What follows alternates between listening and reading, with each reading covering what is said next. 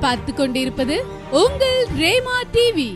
இது சத்தியத்திற்கு சாட்சி. இந்த நாளிலே நம்முடைய தியானத்திற்கென்று நாம் எடுத்துக்கொண்ட வேத வசனம் மத்தேயு எழுதின சுவிசேஷம் 24ஆம் அதிகாரம் 12வது வசனம்.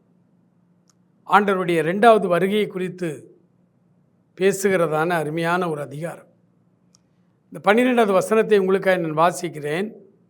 அக்கிரமம் மிகுதியாவதினால் அநேகருடைய அன்பு தணிந்து குறைந்து போகும் என்று பொருள். அக்கிரமம் மிகுதியாவதினால் ஆண்டவருடைய 2வது வருகை, அதற்கான அடையாளங்களிலே ஒன்று, இந்த பூமியில் எங்கு பார்த்தாலும் அக்கிரமம் தலைவிரித்தாடும், அக்கிரமங்கள் மிகுதியாய் நடக்கும். அந்த அக்கிரமங்கள் மிகுதி ஆறதுனால அநேகருடைய அன்பு தணிந்து போகும். அதுதான் இந்த காலகட்டத்தில் நடந்து கொண்டிருக்கிறது. திருச்சபையினாலும் திருச்சபைக்கு வெளியே உள்ள கிறிஸ்தவருடைய வாழ்க்கையினாலும் எதிலே வேண்டுமானால் எடுத்து பாருங்கள், அரசியலிலே சமூகத்திலே எங்கு பார்த்தாலும் அக்கிரமம் தலைவிரித்தாடுகிறது. 1970களில் பத்திரிகையை திறந்து படித்தால் எப்போவாவது ஒரு கொலை நடக்கும். அது இந்திய அளவில் பேசப்படும். அது பல நாட்களாய் கோர்ட்டில் அதற்கான ஆர்கியூமெண்ட் நடக்கும். அதை விலாவாரியாக பேப்பரில் பக்கம் பக்கமாக எழுதுவாங்க. ஏன்னா வேறு செய்திகள் இருக்காது. ஆனால் இன்றைக்கு 2025 பார்க்கிறோம், ஒரே பேப்பரில் ஒரு பக்கத்தில் 4 கொலை, 5 கொலை, கொலைகள் பட்ட பகலில் கொலைகள் சர்வசாதாரணமாய் விடுகிறது. அநேகர் இன்றைக்கு எதிர்க்கட்சிகள் பொதுவாக ஆளுங்கட்சியை குறை சொல்லுவாங்க. எப்பவுமே ஆளுங்கட்சியினால தான் இந்த கொலை நடக்கிறது, கொள்ளை நடக்கிறது, அதை அரசு தடுக்க தவறிவிட்டதும்பாங்க. இல்லை இல்லை, இதுதான் இந்த காலகட்டத்தில் அப்படி தான் நடக்கும். யார் ஆட்சிக்கு வந்தாலும் கொலையெல்லாம் இப்போ சர்வசாதாரணமாயிட்டு, யார் எந்த மக்களையும் இப்போ பாதிக்கிறது இல்லை. அந்த இடத்துல ஒருத்தனை வெட்டி கொண்டுட்டானா அப்படியா அப்படின்னு அசால்ட்டாக போயிடுறாங்க. யாருமே அதற்காக வருத்தப்படுவதில்லை. பழைய காலங்களில் அப்படி இல்லை. அன்பு இருந்தது சமுதாயத்தின் மேலே. ஒருத்தருக்கு ஒருத்தர் முகந்தெரியாத யாரோ ஒருத்தர் அடிபட்டா உள்ளம் பதைக்கும். அந்த அன்பு இருந்தது. இன்றைக்கு அந்த அன்பு இல்லை. ஏனென்றால் அக்கிரமங்கள் மிகுதியாகிவிட்டது. பேப்பரில் எந்த பக்கத்தில் திருப்பினாலும் வன்முறை, சாவு, மரணம், ஆக்சிடெண்ட், விபத்துகள், இதெல்லாம் இப்போ சர்வசாதாரணமாகிட்டதுனால யாருக்காகவும் வருத்தப்படுறது, பரிதாபப்படுறதுக்கெல்லாம் இப்போ நேரமே இல்லை. அதற்கு என்ன காரணம்? வேதம் சொல்லுகிறது, அக்கிரமம் மிகுதியாவதினால் அநேகருடைய அன்பு தணிந்து போகும். இந்த காலத்தில் வாழ்ந்து கொண்டிருக்கிறோம். ஆனால் நீங்களும் நானும் அக்கிரமம் மிகுதி ஆனாலும் ஆண்டவர் பேரில் நம்முடைய அன்பு தணிந்து போகாமல் அந்த அன்பிலே நிலை கொண்டிருக்க வேண்டும். ஆண்டவர் தெளிவாக யோவான் 15ஆம் அதிகாரத்தில் அவர் சொன்னார், என்னுடைய அன்பிலே நிலைத்திருங்கள், என்னுடைய அன்பிலே நிலைத்திருங்கள். ஆண்டவரோடு அன்பிலே நாம் தணிந்து போகாமல் அன்பிலே நாம் பெருகி வருகிறோம் என்பதற்கு அடையாளம் என்ன?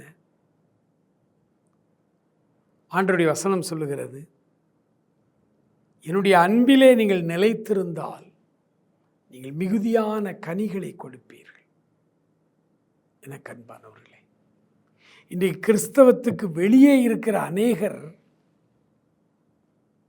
யூடியூப்பில் பார்க்குறோம், ஆச்சரியமாய் ஏழைகளுக்கு உதவி செய்கிறவர்கள் பெருகி இருக்கிறார்கள். ஏழைகளுக்கு, தேவை உள்ளவர்களுக்கு உதவி செய்வதற்கு இன்றைக்கு திரைத்துறையில் மாத்திரமல்ல, சமூகத்தில் யூடியூப்பில் சம்பாதிக்கிற பலர் பெரும் பகுதியை ரோட்டோரங்களில் இருக்கிற ஏழைகளுக்கு நாம் நினைத்து பார்க்க முடியாத அளவுக்கு உதவி செய்கிறார்கள். இதையெல்லாம் பார்க்கும் பொழுது இது திருச்சபையாய் நாம் செய்ய வேண்டிய வேலை, ஆண்டவருடைய பிள்ளைகளாகிய நாம் செய்ய வேண்டிய வேலை. ஆனால் ஆண்டவருக்கு வெளியே இருக்கிற அநேகர் செய்ய ஆரம்பித்திருக்கிறார்கள். பாவம், அவர்களுக்கு ஆண்டவர் தெரியாது. அவர்கள் இந்த உலகத்தில் ஒரு மனிதன் இன்னொரு மனிதனுக்கு, தேவையுள்ள மனிதனுக்கு உதவி செய்தால் அது கர்த்தருக்கு கடன் கொடுக்கிறது மாதிரி ஆண்டவர் கொடுத்த கடனை திருப்ப கொடுத்து விடுவார். அதைத்தான் தமிழ்நாட்டில் சொல்லுவாங்க, தர்மம் தலை காக்கும். யார் உதவி செய்தாலும் அவர்களுக்கு மறுபடியும் ஆண்டவர் அதற்கு பலன் கொடுப்பார். ஆனால் ஆண்டவருக்குள்ளே வராமல் ஆண்டவருக்கு வெளியே நின்று உதவி செய்கிறவர்கள் அதற்கேற்ற பலனை இந்த உலகத்திலே அனுபவித்து முடித்து விடுவார்கள். அவர்களுக்கு பரலோகத்தில் ஒன்றும் இல்லை. ஆண்டவருடைய பிள்ளைகளாகிய நாம் தேவை உள்ளவர்களுக்கு உதவி செய்யும் பொழுது, நம்முடைய அன்பை வெளிப்படுத்தும் பொழுது, நமக்கு இந்த உலகத்தில் மாத்திரமல்ல, நமக்கு அந்த உலகத்திலே இடம் உண்டு. நித்திய ஜீவனை பெற்றுக்கொள்ளுகிறோம். எனக்கு அன்பானவர்களே, ஆண்டவர் பேரிலே நாம் வைத்திருக்கிற அன்பு எப்படி வெளிப்படுகிறது? ஆவியின் கனிகளாய் வெளிப்படுகிறது. ஆண்டவர் யோவான் 15 மிக நெருக்கமாய் ஆண்டவரோடு உள்ள உறவை குறித்து எழுதப்பட்ட ஒரு அழகான அதிகாரம் அது. அவர் சொல்றார், நீங்கள் என்னிலே நிலைத்திருந்தால் என் வார்த்தைகளை கைக்கொள்ளுவீர்கள். என் வார்த்தைகளை கைக்கொள்ளுகிற நீங்கள் மிகுதியான கனிகளை கொடுப்பீர்கள். ஆண்டவருக்காக கனி கொடுக்கிற ஒரு வாழ்வுதான் ஆண்டவர் நம்மிடத்தில் எதிர்பார்க்கிற ரிசல்ட். நான் ஆண்டவருக்குள்ளே இருக்கிறேன், நான் என் ஆண்டவரை நேசிக்கிறேன் என்றான். இந்த உலகத்தில் தேவை உள்ள மனிதர்களை நேசிக்கிறேன் என்று பொருள். அதனால தான் ஆண்டவர் சொன்னார், இந்த சிறியரில் ஒருவனுக்கு எதை செய்தீர்களோ அதை எனக்கே செய்தீர்கள் என்று சொன்னார். அவருக்கு ஒரு தேவையும் இல்லை. நம்மிடத்தில் கை நீட்டி காசு வாங்கி தான் தான் வாழணும் அப்படிங்கிற காரியம் ஆண்டவருக்கு கிடையாது. அவர் கடவுள். அவர் தான் நமக்கு படி அளக்கணும். நாம் அவருக்கு என்ன காணிக்கை கொடுத்துட போகிறோம்? மாணிக்க தேரோடு காணிக்கை வந்தாலும் உமக்கது ஈடாகுமா? அப்படித்தான் பாடல் எழுதினார். ஆண்டவரே 50வது சங்கீதத்தில் சொல்லி இருக்கிறாரு, என் மகனே, நான் பசியாக இருந்தால் உனக்கு சொல்லேன், வானமும் பூமியும் என்னுடையது, மலைகளில் திரியும் 1000 பறவைகள் மிருகங்கள் என்னுடையது, பொன்னும் வெள்ளியும் என்னுடையது, நான் பசியாக இருந்தால் உனக்கு சொல்லேன் என்று சொல்லிவிட்டார். தேவை உள்ள ஒரு மனிதனுக்கு நாம் செய்கிற ஒரு உதவி நேரடியாக இயேசுநாதருக்கு நாம் செய்கிற உதவி. நான் அடிக்கடி மிஷனரி சவால் நிறைந்த கூடுகைகளிலே செய்தி கொடுக்கும் பொழுது நான் சொல்லுகிற காரியம், இதே இந்திய தேசத்திலே முறையாக ஆடை அணிய தெரியாத பழங்குடியின மக்கள், லட்சக்கணக்கான மக்கள் வாழ்கிறார்கள். அவர்களுக்கு ஒரு துணிமணி, பழைய துணிமணியாவது கொடுத்து அவர்களை அந்த துணியை உடுத்த வைத்து விட்டால் அது நேரடியாய் நாம் ஆண்டவருக்கு செய்கிற நன்மை. ஆண்டவர் சொன்னார், நான் பசியாய் இருந்தேன், எனக்கு போஜனம் கொடுத்தீர்கள். நம் ஆண்டவர் பேரிலே மிகுந்த அன்பு வைத்திருக்கிறேன் என்று சொல்லி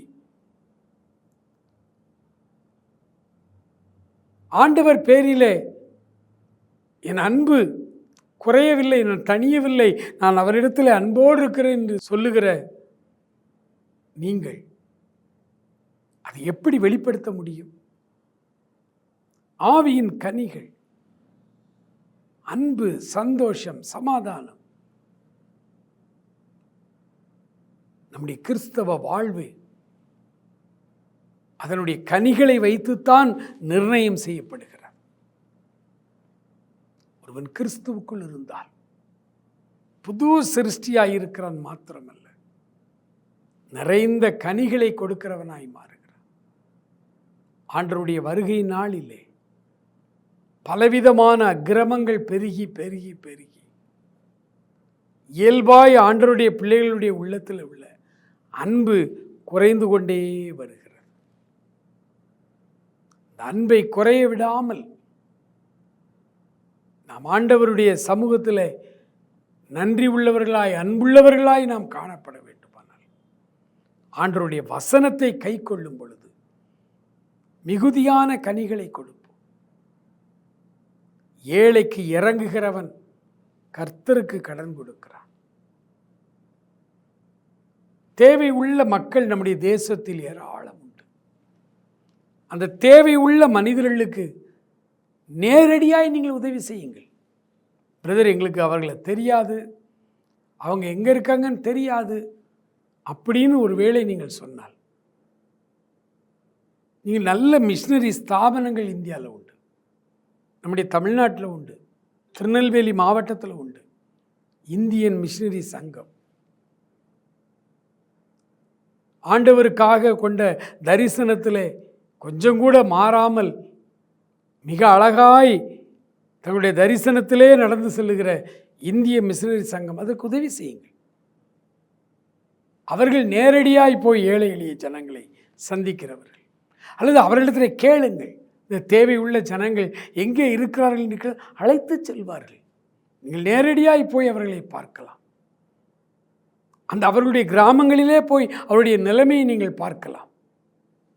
அவர்களுக்கு நீங்கள் உதவி செய்யலாம், நேரடியாய் உதவி செய்யலாம். சமீபத்தில் சத்தீஸ்கர் மாநிலத்துக்கு நான் போயிருந்தேன். கொண்டா என்கிற ஒரு கிராமம்.